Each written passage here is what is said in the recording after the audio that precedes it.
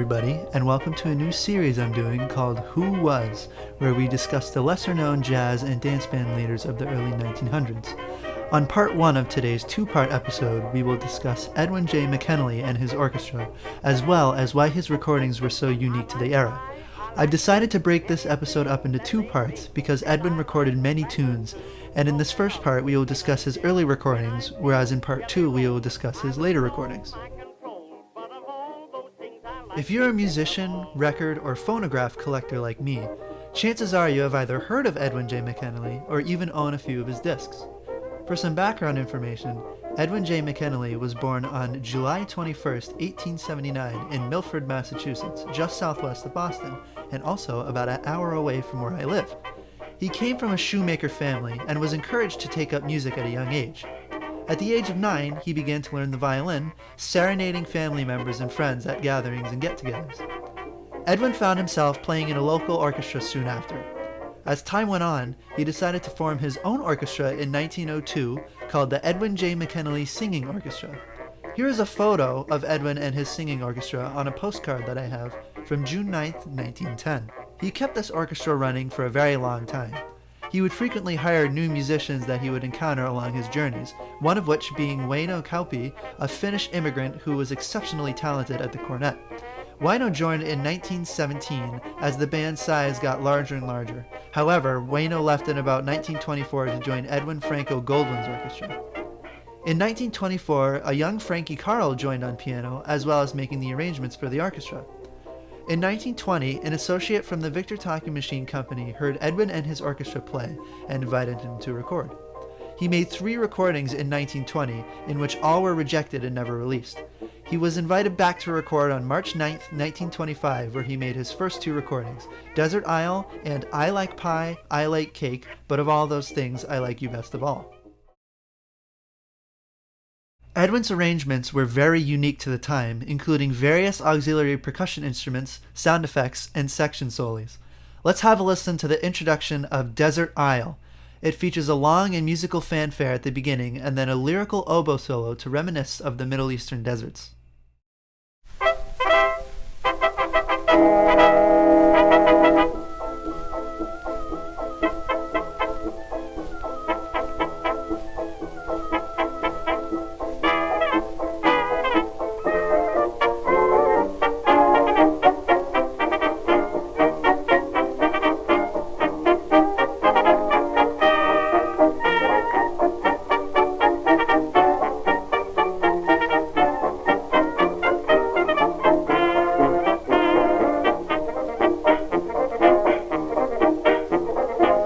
As you just heard, his introductions were typically very drawn out and musical. Up next, we have the main melody in the saxophone section, while the muted trumpet takes a snappy solo over it. This is quite unique because the trumpet is the main focus in this section, whereas the main melody is in the background. After his solo, the melody is then turned to the main focus for the listener.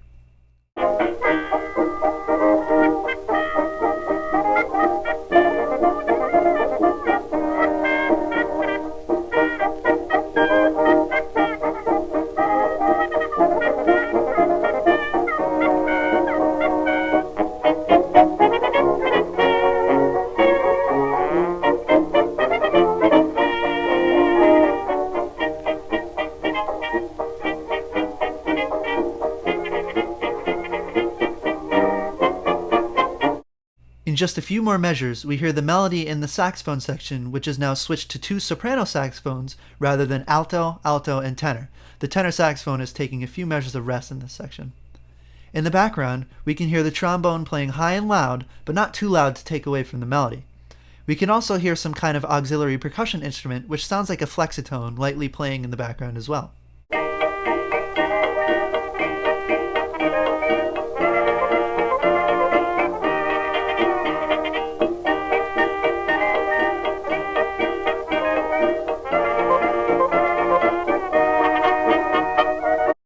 I could talk about this arrangement for ages, but there are a few more key things to take away from the recording.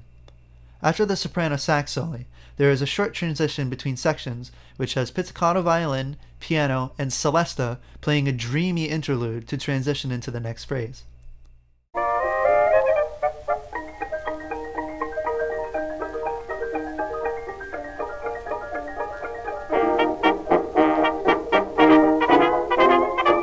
Lastly, this arrangement pays homage to Dvorak's Going Home. As we will hear now, the strings play the first part of Going Home, then the saxophone section plays the second part of Going Home, with a few different instruments in the orchestra play the main melody under it.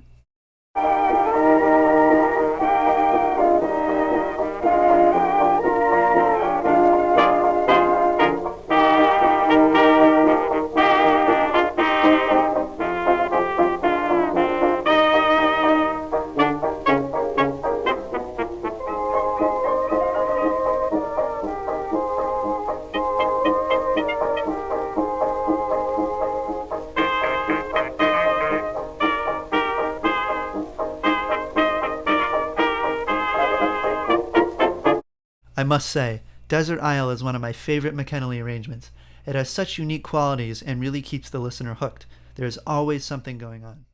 Edwin's second recording, entitled I Like Pie, I Like Cake, features many similar qualities as Desert Isle, and I really recommend listening to it if you haven't already.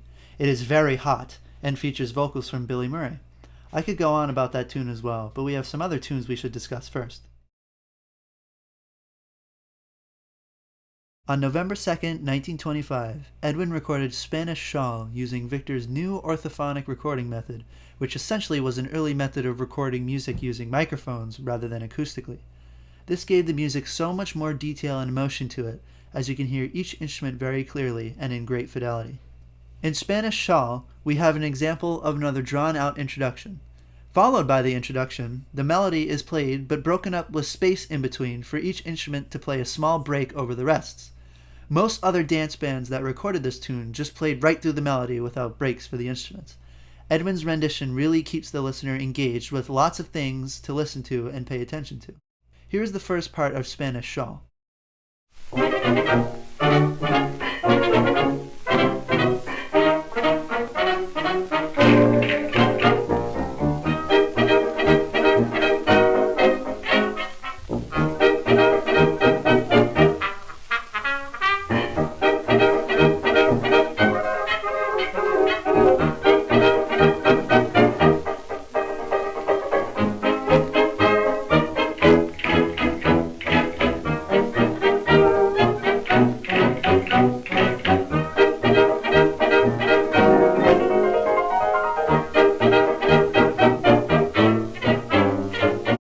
Edwin again uses auxiliary percussion to set the scene of the tune. There are castanets being used during the main melody to really let the listener know that this is supposed to reminisce of Spain and traditional flamenco music. After this section, the saxophones launch into a hot soli. The brass takes over the next phrase after the first soli, but then the saxes take over again with yet another hot soli to finish off the chorus.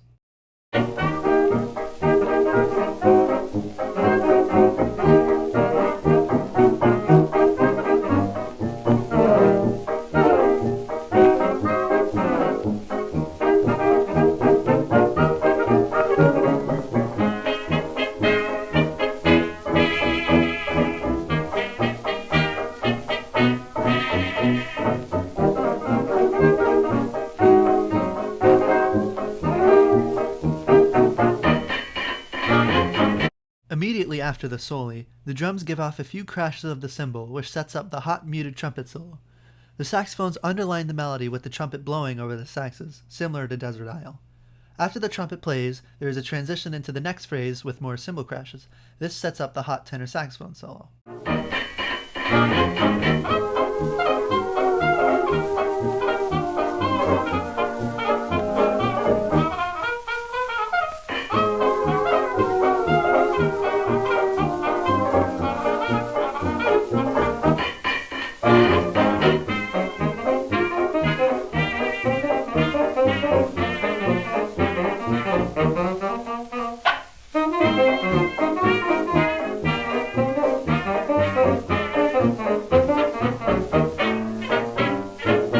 The next section features more auxiliary percussion, this time a slapstick which startles the listener as it trades with the whole orchestra.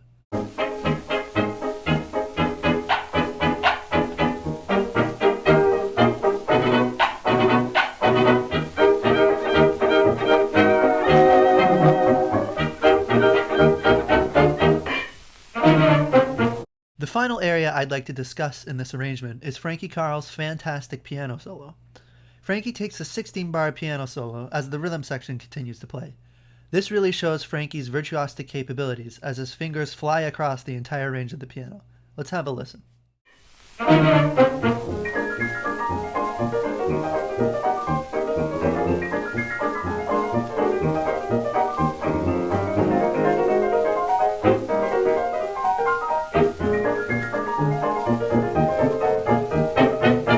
The song finishes up after Frankie's solo and features some collective improvisation in the brass and woodwinds. I strongly recommend listening to the entire thing and pay attention to the musicianship and instrumentation. The next tune, which happens to be my favorite, is entitled What a Blue-Eyed Baby You Are, recorded November 2nd, 1925. This one doesn't necessarily have a long and drawn-out intro, but it is loud and clear, which introduces the tune very well. After the intro, we have the main melody played in the saxes and violin with brass collective improvisation behind it. Let's take a listen.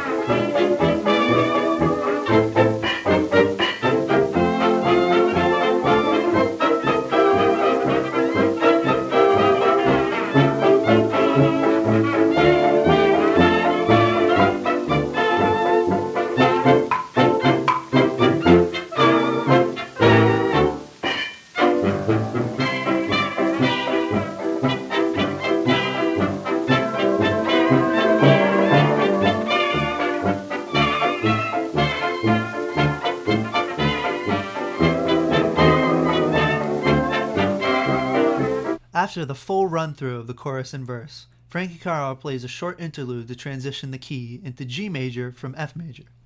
This sets up the trombone solo, which is the first half of the melody.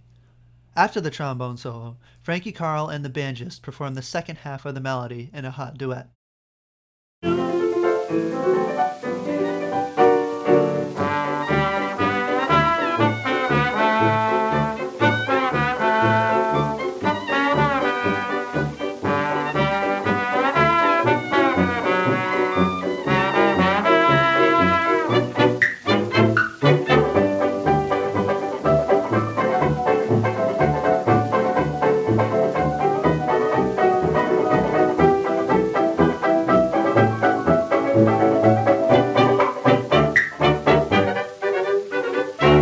The band comes back in after they finish the entirety of the melody. We can hear in the arrangement the ever-so-popular Charleston rhythm that took America by storm in 1925. Let's hear the piano and banjo duet followed by the Charleston rhythm incorporated into the melody.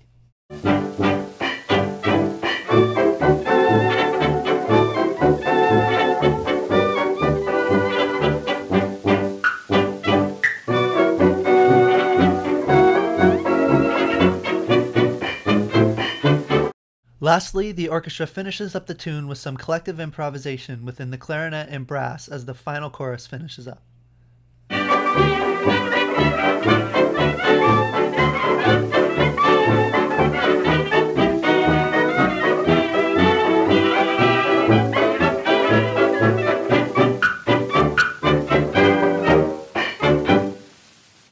There is one last tune I would like to discuss before I wrap up part 1 of this 2-part episode.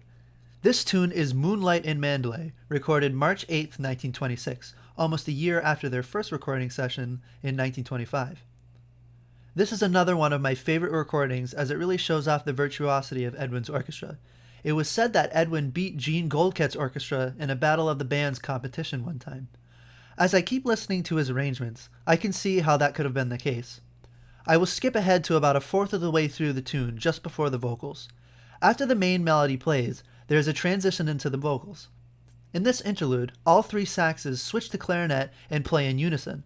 This was quite common for the reeds to double on clarinet, as well as soprano and other woodwinds, but Edwin's orchestra sticks out as all 3 of his saxes could play oboe as well. We will listen to an example of that in a moment, but first here is the unison clarinet section.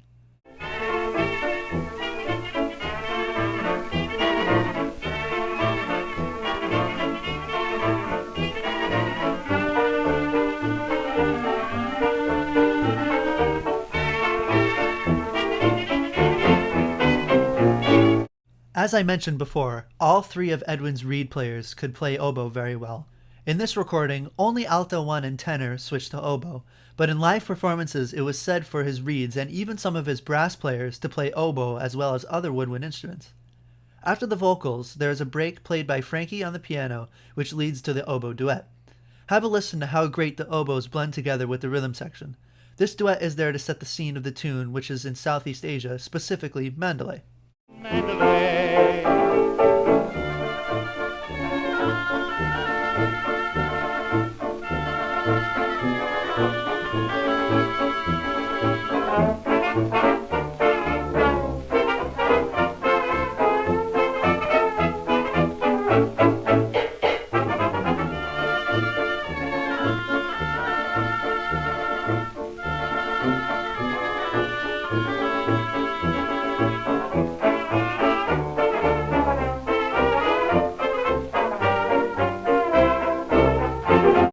The rest of the song features similar attention-grabbing tactics as Spanish Saul and Desert Isle.